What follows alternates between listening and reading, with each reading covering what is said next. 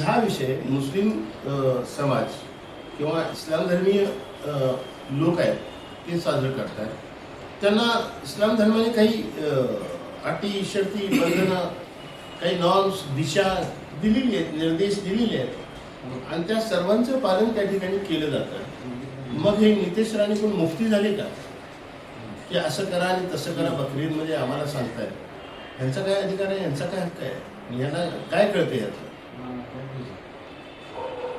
त्यामुळे या पुढच्या काळात नितेश राणेंनी व्यवस्थितपणानं वागावं ही त्यांना आमची एक विनंतीपूर्वक सूचना आहे. पण जर त्यांनी पाळलं नाही तर टाळी एका हाताने वाजवत नाही. त्यामुळं या पुढच्या काळात जर अशा पद्धतीचे वक्तव्य आले, पुढं असलं काही वर्तन त्यांच्याकडून झालं तर त्यावेळेला समाजाला काहीतरी उत्तर द्यावं लागेल आणि ते उत्तर कशा पद्धतीनं मिळेल याचा अंदाज आज सांगता येईल.